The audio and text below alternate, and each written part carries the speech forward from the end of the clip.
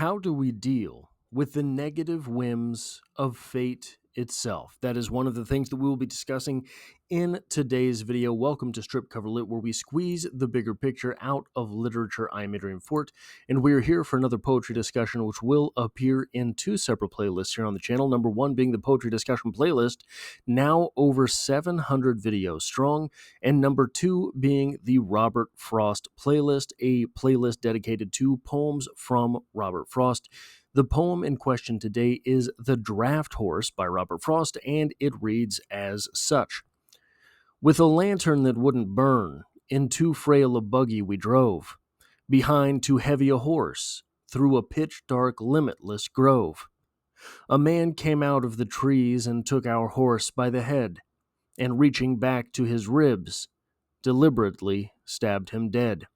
The ponderous beast went down with a crack of a broken shaft, and the night drew through the trees in one long, invidious draft.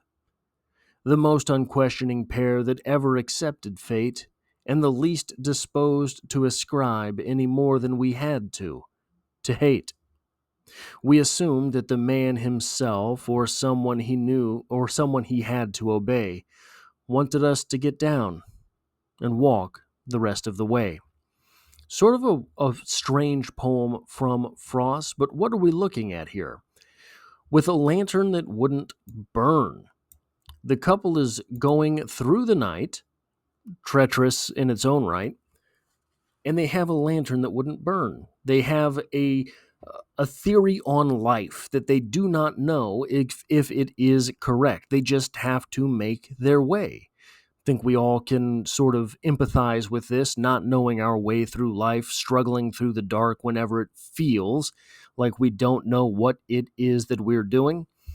They're in too frail a buggy, perhaps suggesting that they don't have all the tools they need in this life. They are less than fortunate, if this is the case, behind too heavy a horse. They're making their way with what it is they have to use. That too heavy horse is perhaps, again, the only one that they could afford. It is a horse that is not the greatest acclimated to swift maneuvering through a limitless grove. What else, what other image could you think that is perhaps more fitting for life itself? A limitless grove. Just a big open area. There's no one telling you what to do. A man came out of the trees and took our horse by the head and reached back to his ribs and deliberately stabbed him dead. All of a sudden, everything that we had, the frail buggy, the too heavy horse, that we're working on getting us to wherever it was this lantern that won't burn will take us, it's gone. Gone in violent fashion. Gone.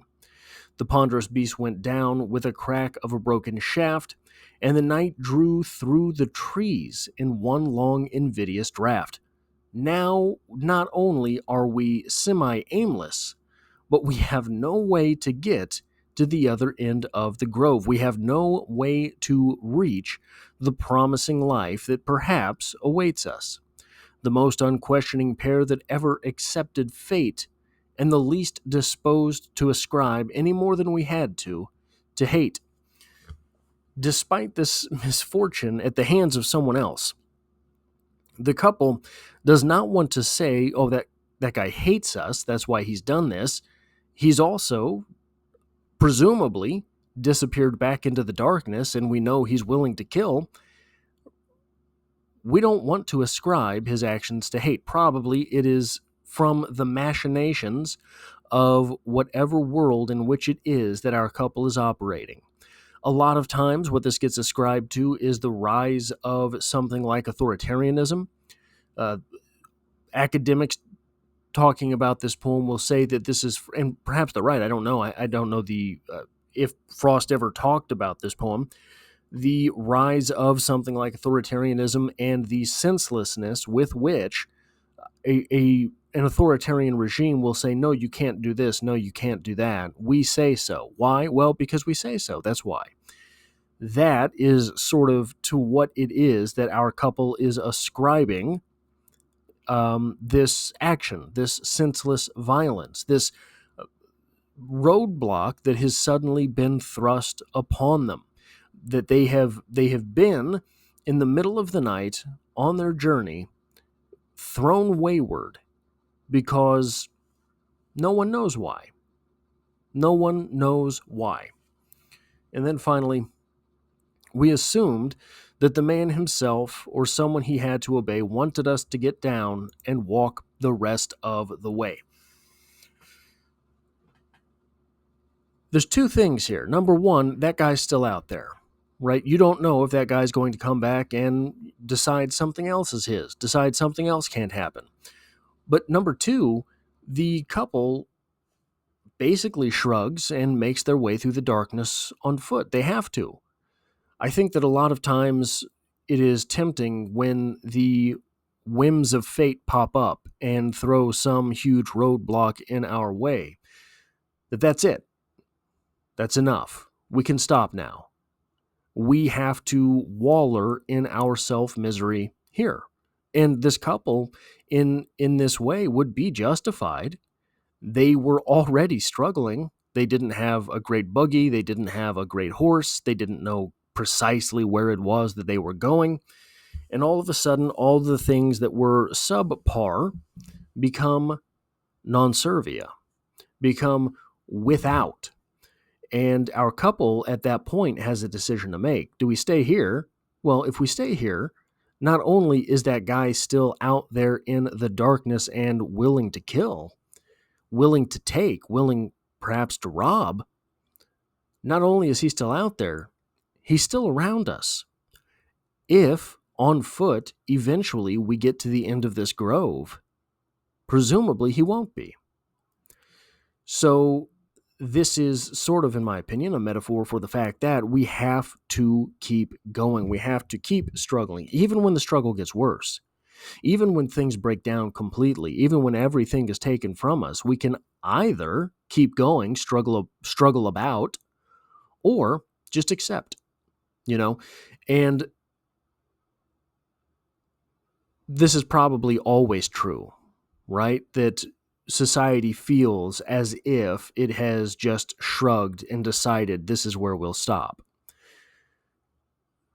The unmitigated progress towards something better is perhaps mythical.